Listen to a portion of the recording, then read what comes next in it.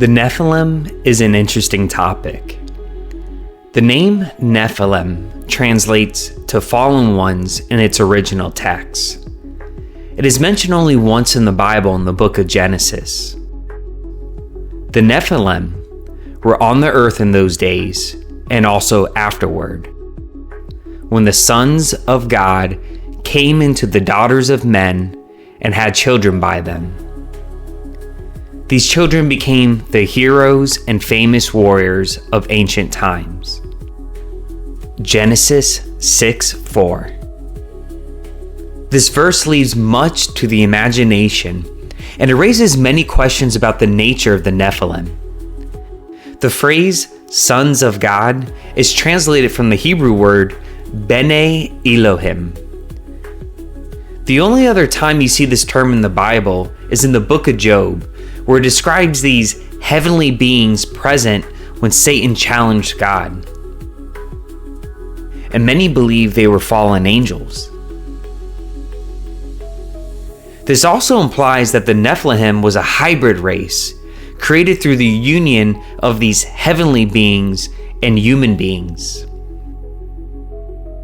We don't know the exact details of how they were created.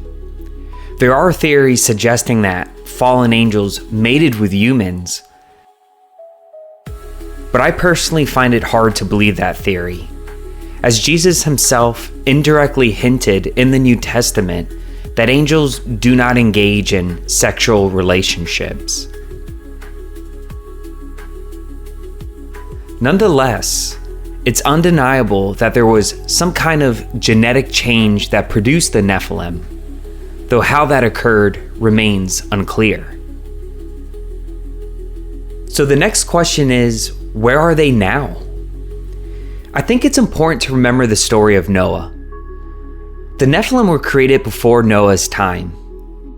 And during Noah's era, humanity became so corrupt that God decided to destroy the earth with a flood.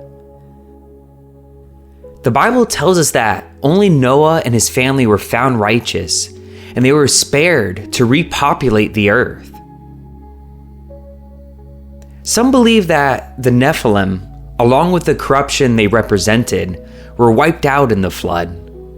However, there's others that speculate that remnants of their influence or bloodline might still persist in some way. Regardless of what you believe, the flood marked a decisive judgment and a fresh start for humanity, and the Nephilim are not mentioned again following Noah's flood. The question of where they are now remains open to interpretation, but it's clear that their presence played a significant role in the events leading up to the flood.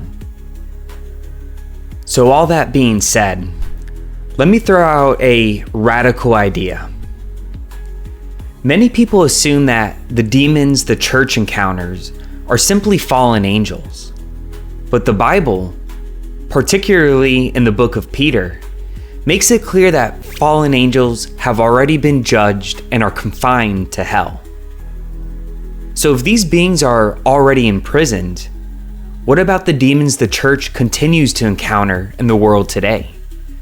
What if these aren't fallen angels, but the spirits of the Nephilim?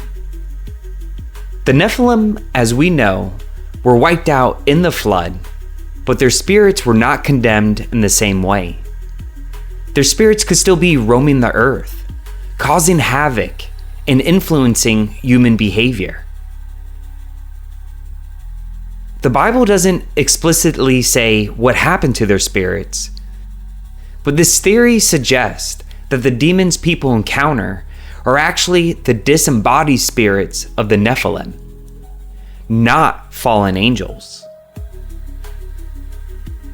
This idea challenges the traditional understanding and offers a new perspective on the spiritual forces at work in the world today. In fact, Jesus himself encountered demons regularly during his ministry, casting them out of those who were possessed. His authority over them was undeniable, and his actions make it clear that demonic forces are not just some abstract idea, but very real and actively influencing the world around us. In Ephesians 6:12, we're reminded we're not fighting against flesh and blood, but against evil rulers and authorities of the unseen world, against mighty powers in the dark world, and against evil spirits in the heavenly places. These are not just some abstract concept. The Bible makes it clear that there are spiritual beings, principalities, powers, and evil forces that we must actively contend with. One of the reasons demons are constantly trying to influence or inhabit human beings is because they long to have physical bodies again.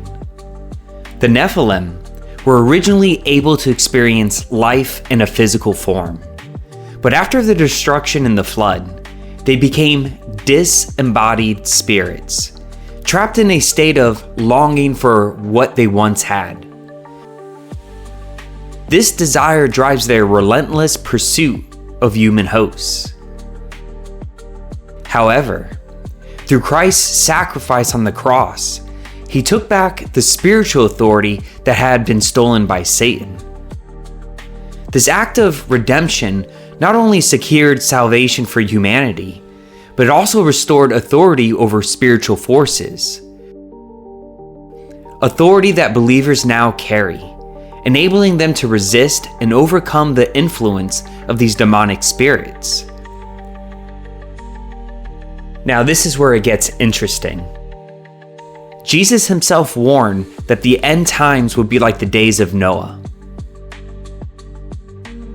We've already discussed how Nephilim were a hybrid race, part human that was genetically modified. With our growing understanding of genetics today, the idea of genetic manipulation is not as far-fetched as it once seemed.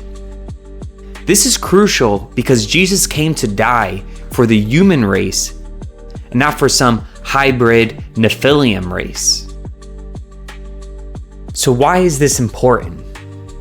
Well, there's a growing narrative suggesting that human beings were not created by God, but rather were somehow created from an alien race. This idea has been gaining traction, especially with recent leaks and potential government disclosures pointing to these quote-unquote hidden truths. In a world where the search for answers often leads to more questions, this theory is making its way into mainstream conversations.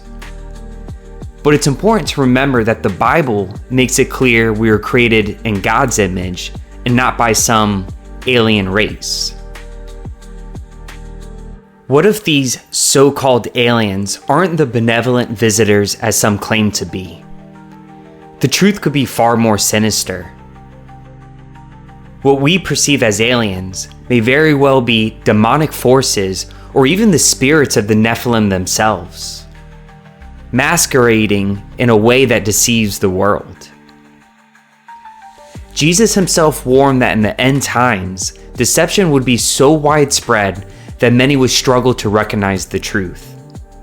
He even questioned, when the Son of Man returns, will he find faith on the earth?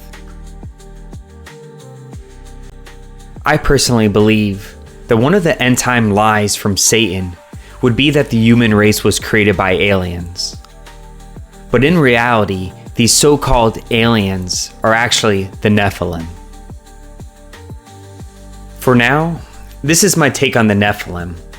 I believe when humanity encounters them again, it will be as these so-called aliens. We'll see how things unfold in the coming years, but I thought it was important to discuss this before events like Roswell and other government files are released. The truth must be grounded in Scripture, and we must hold fast to the knowledge that humanity was created in God's image and no other image. I hope you found this interesting. God bless and take care.